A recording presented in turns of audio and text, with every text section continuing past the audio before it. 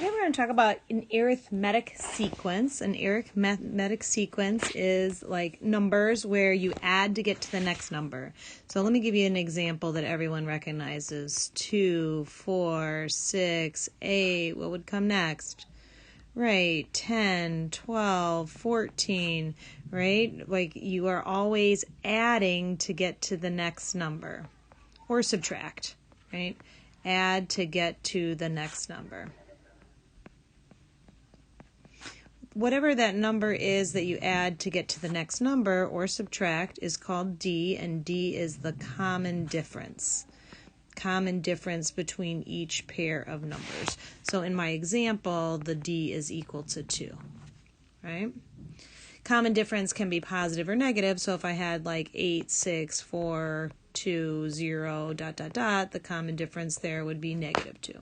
That's all. So what we're going to do is get this notation down, like this a sub 1 and D and a sub 10. So what this is saying, find the 10th term, which is called a sub 10, of the arithmetic sequence where a sub 1 is 7. So that says that the first term is 7. And it wants me to find the 10th term with the common difference of 3, meaning I'm adding 3 each time. So 7 plus 3 is 10. That is the second term called a sub 2. 13 is a sub 3. 16 is a sub 4. 5, 6, 7, 8, 9, 10. This is a lot of work, though, isn't it? Right, to write all this out, but it's helping us understand the notation, so I don't mind. A sub 9. So here I have 19, 22, 25, 28, 31, 33. Did I do that right? Adding 3 each time. Okay, fine. So that was a lot of work, right? Is there any shorter way that we could have done it?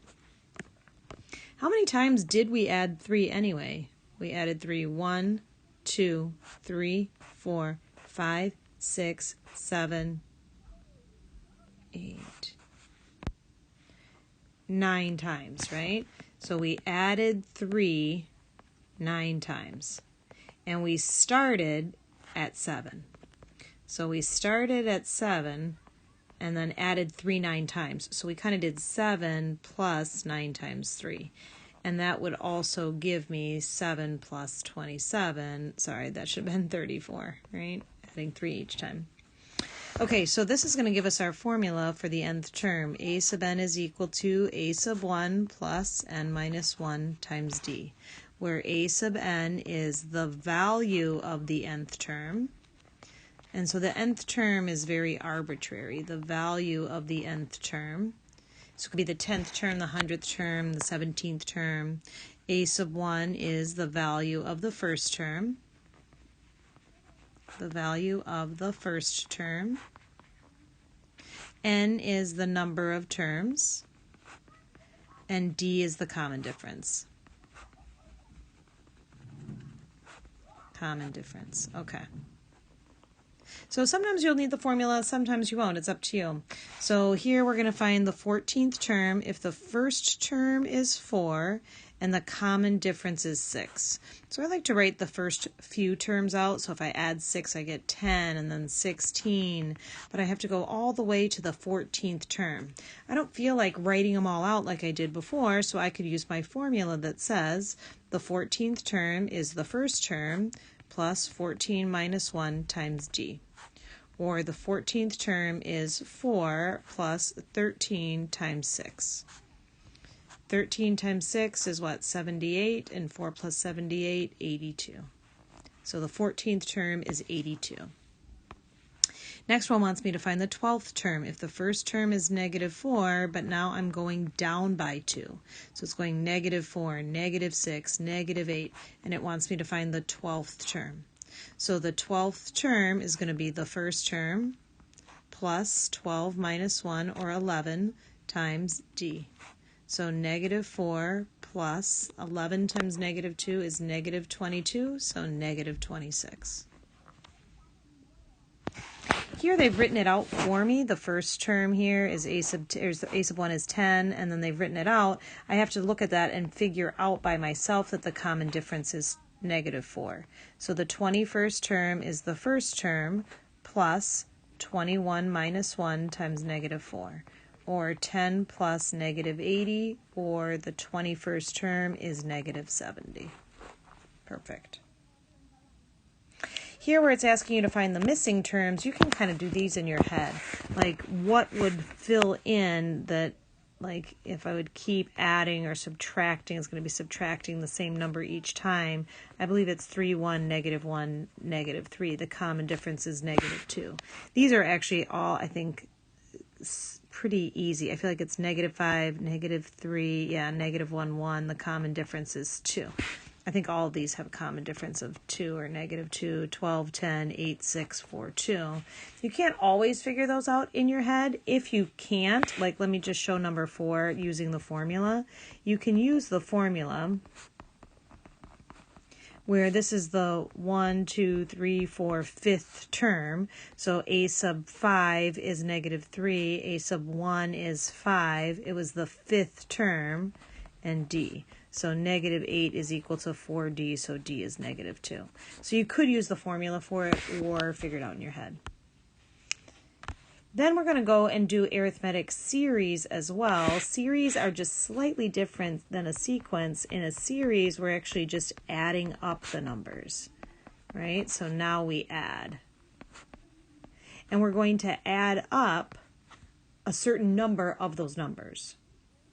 So the classic question is, can you add up the numbers from 1 to 99? Looks like that would be a long time if I sat on my calculator and typed all that in.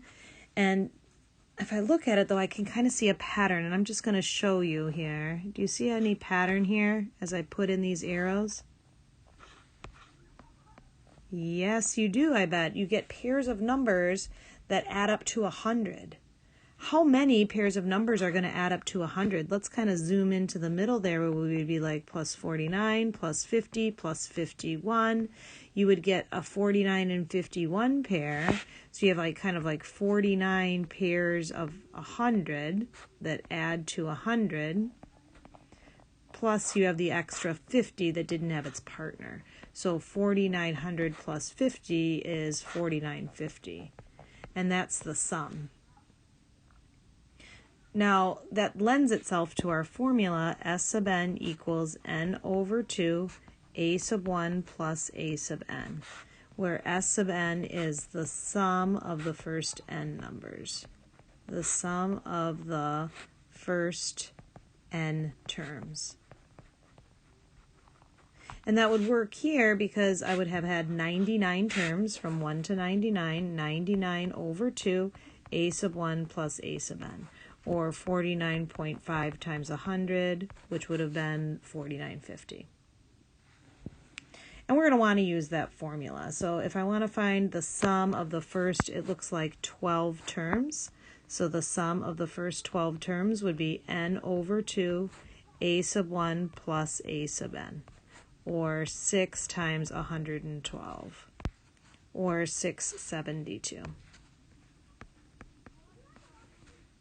Each one's a little different. So let's see, here it's saying find the sum of the first 8 terms. So the sum of the first 8 terms would be 8 over 2, a sub 1 plus, oh no, I don't know the last term. How would I find it? Right, you'd use the formula from before, a sub 1 plus n minus 1 times d. So if I'm trying to find the 8th term, it would be 42 plus 7 times the common difference is 6, or 42 plus 42 is 84. And I can go back and plug that in. So this is going to turn into 4 times 126, which is equal to 504. So sometimes you have to use that second formula to get the first, or the first formula to get the second formula. Same thing here. Let's see, if I look at this one, I know the common difference is negative 2, but what I don't know is the n, right? I mean, I guess I could count it, but I'd like to just do the formula. And I like to write the formula out every single time. It's a little bit of work, but I think it just helps. And we got to memorize the formula anyway, right? The d there is negative 2.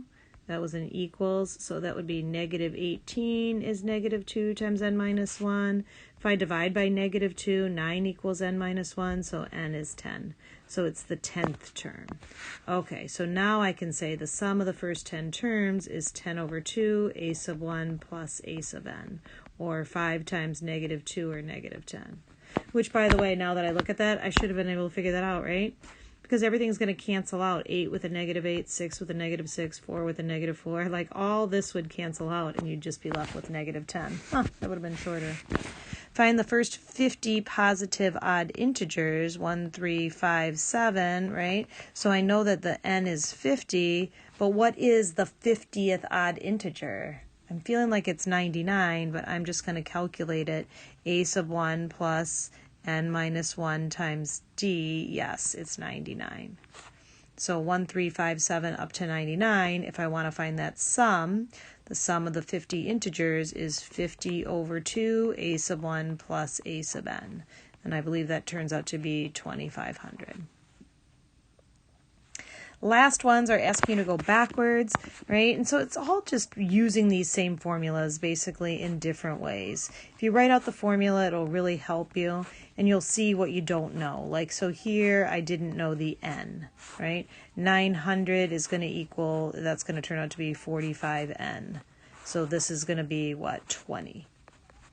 So once I know the first three, once I know the n, oh, then I got to find the d, don't I?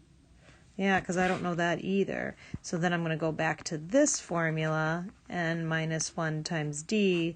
So I've got 83 equals 7 plus n is 19, so that's, n is 20, so that's 19. So what do I get? 76 equals 19d. So that's going to be what? 4? Yeah, so d is 4. Oh, okay, so now that d is 4, I can start off with a 7 and then add 4 and then add 4. And those are the first 3 terms. Last one.